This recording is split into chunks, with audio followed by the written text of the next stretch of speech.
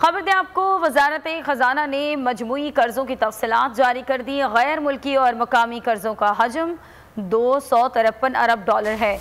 वजारत खजाना के मुताबिक पाकिस्तान के मजमूई गैर मुल्की कर्जे $86 अरब हैं। मजीद बताएंगे उमर हयात। जी उमर हयात।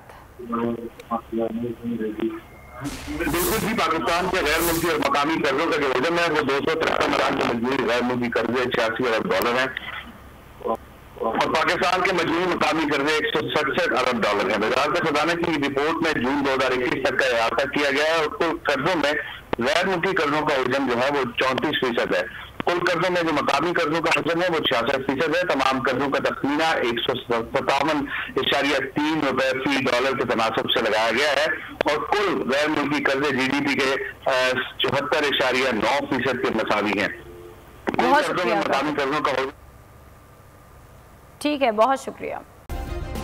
सब्सक्राइब करें और बेल दबाएं ताकि कोई खबर रह न जाए।